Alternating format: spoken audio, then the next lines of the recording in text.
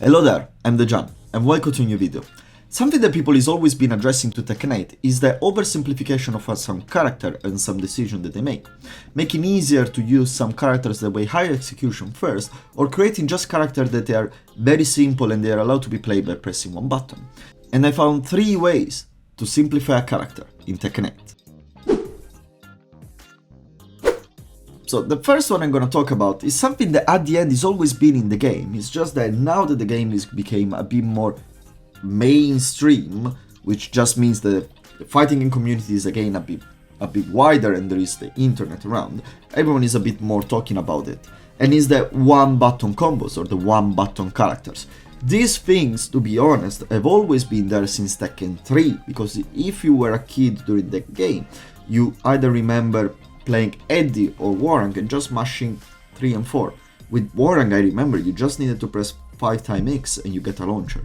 These characters have always been part of Tekken, but a game like Tekken 7 kind of pushed a bit forward this with characters like Katarina and Noctis specifically. And in this game we see iterations like this with instances like Victor or Eddie as well, with Eddie having actually a very successful string with a bolt getting all the way to orange rank just by the press of the button 3. Now, what does this bring to the game? Is this negative or positive? In my opinion, I don't see this as much as negative, obviously, because if people says, oh well, but you know, you're getting victories just by pressing a button, you are not putting your work into the game, it's like, yes, but no one is...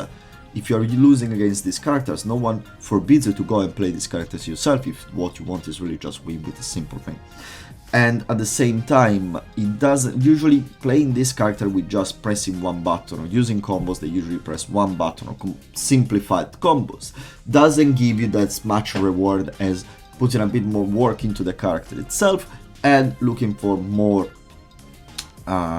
complex combos. So in my opinion, this doesn't bring that much negative to the game. What actually brings is really positive, because it introduces the game mechanics in an easier way to a newcomer to the series and to the game. If someone has to understand spacing, 3D movement, how the game works, what is a mid, a high and a low, and at the same time he has to remember complex combos and everything, it's not gonna feel as satisfying, it's gonna feel very daunting and overwhelming. But if you have to study this, and if you get a launcher, the only thing you need to do is pressing one button to get a combo while you understand this, it's gonna ease your way into the game. And eventually, if you implement these fundamentals, you're gonna get to a higher level.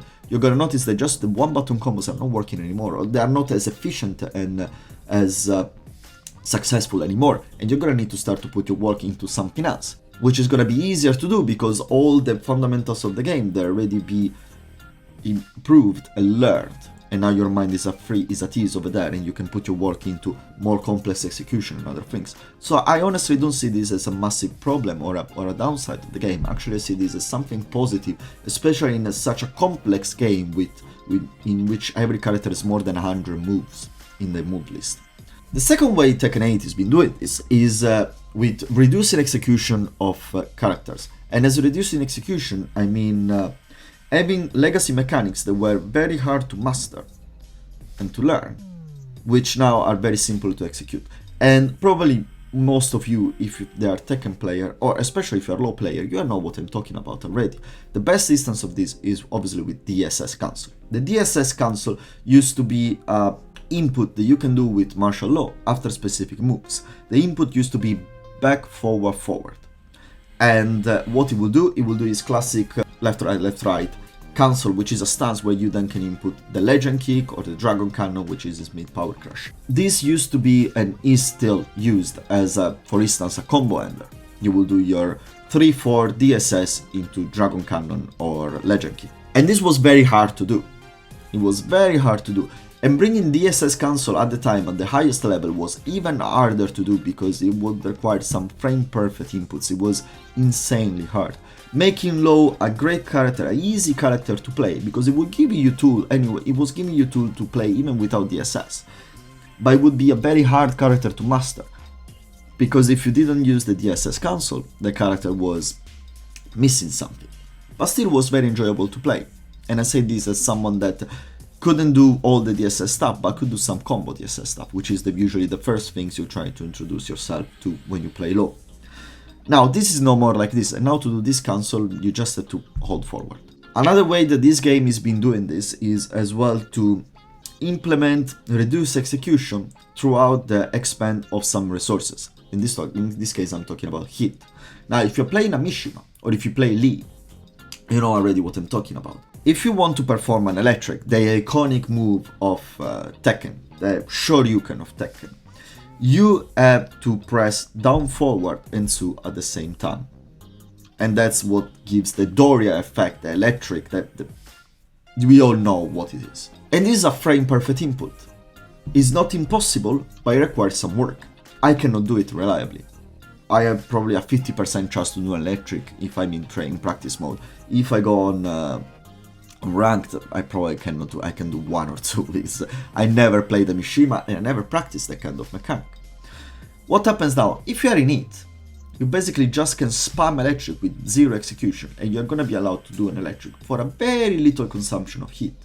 Same thing comes with Lee. Lee Chaolan has a lot of his moves and punishes locked behind frame perfect execution. Acid Rain is a 4-3-3-3-3, is 10 frame punish. It's a very hard punish to execute. It's arguably one of the best, or maybe the second best punish after Heihachi 112, 10 frame punish that there is in the game.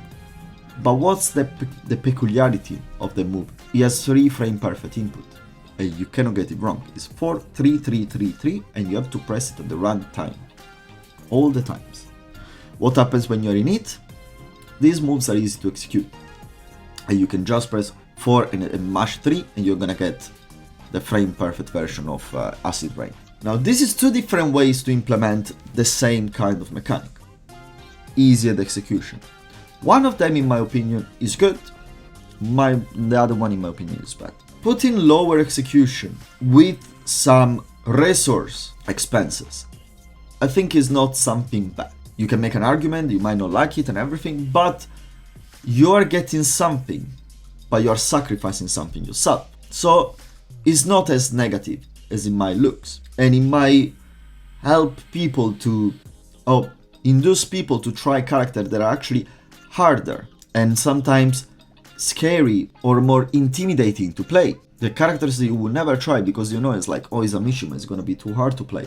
And then you try it because you know that you don't need that much execution to do an electric and you have fun, and you know what, next day you wake up and you try to practice your Mishimas. You start to practice your electric. That's a great thing. Same thing with Lee. You try, you see what means having Acid Rain and other frame perfect inputs with the guy when you are in heat, and he's like, I really like this. I want to start to practice it and put work into it.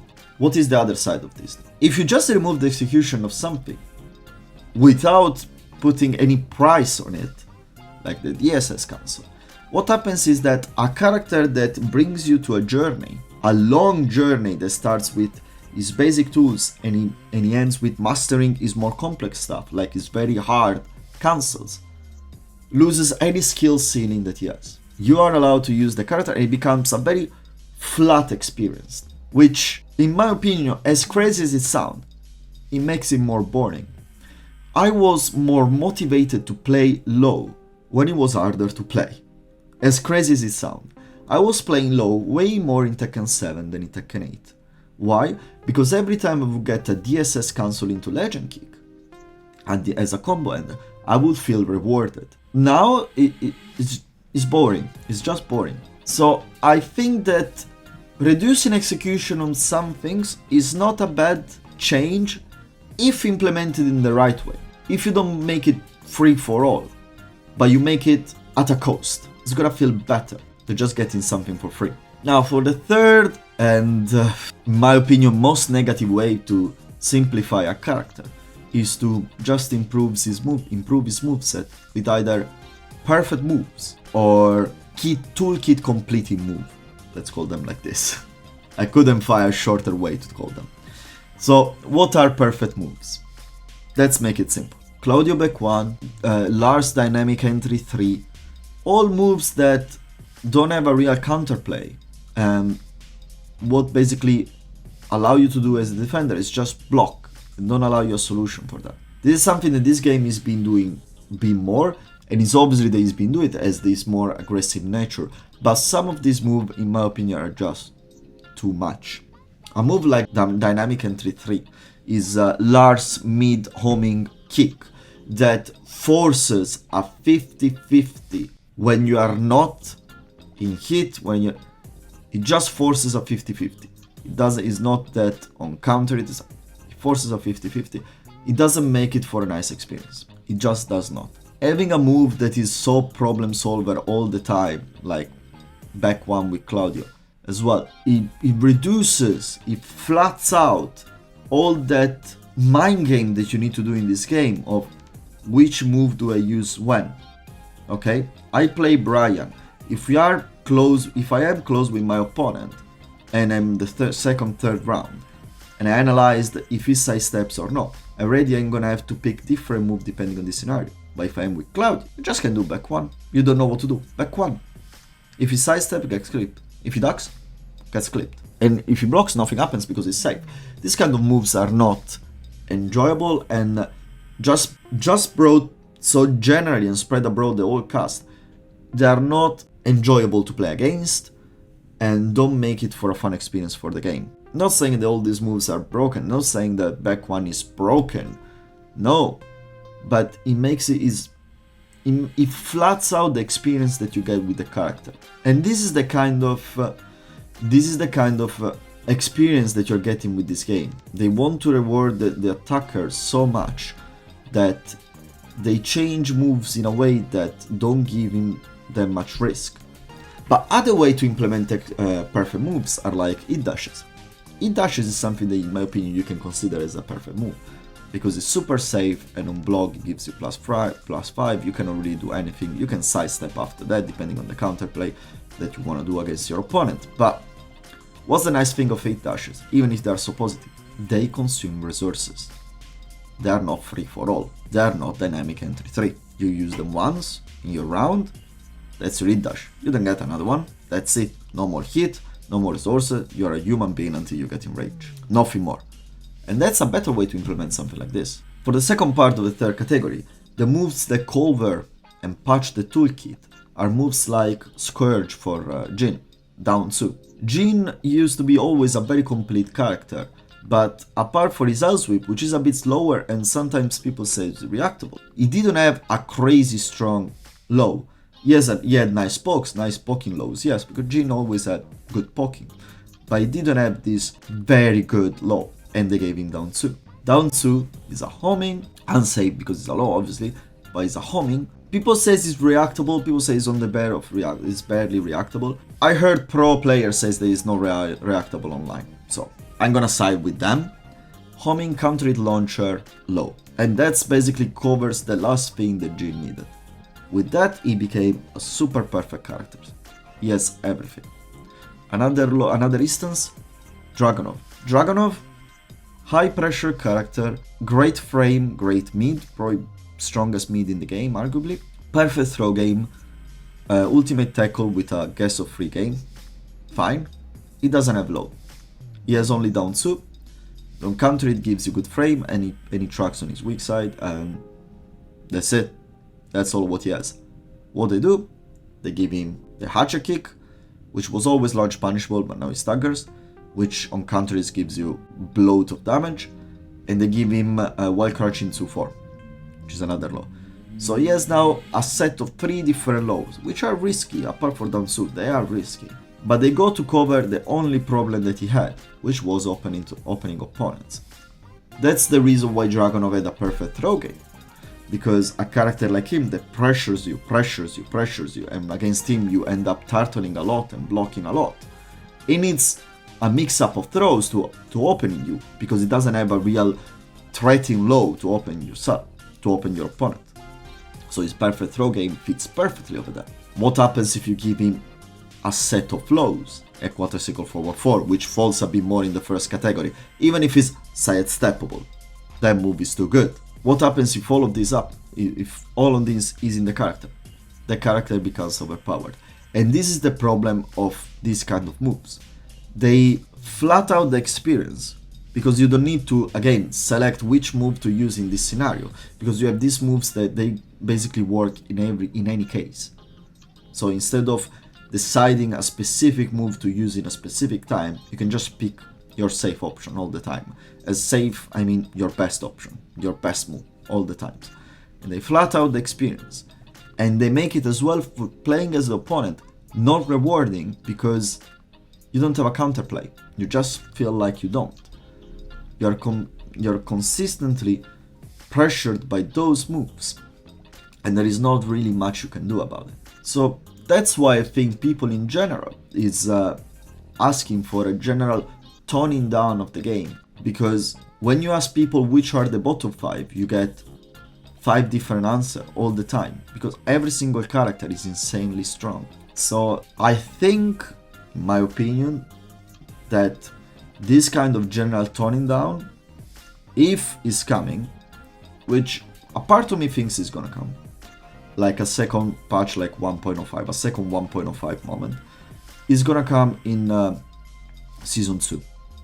Because this is how they want to finish the season for the Tekken World Tour, as the game had its own footprint and blueprint, and this is how the game is gonna look and feel for the whole Season 1. Which I understand, it makes sense on a company perspective. It's like, you cannot just change the game every 2 months, especially such a competitive game after you organize such a big tournament, which is the Tekken World Tour. But I think that especially this third category of moves is why most of the players are asking for a kind of toning down, general toning down of the game. Because while you play this game, when you get attacked, sometimes you feel just overwhelmed, because you don't have options to retaliate, which has always been part of the fight, which is the core mechanic of the fighting games inside.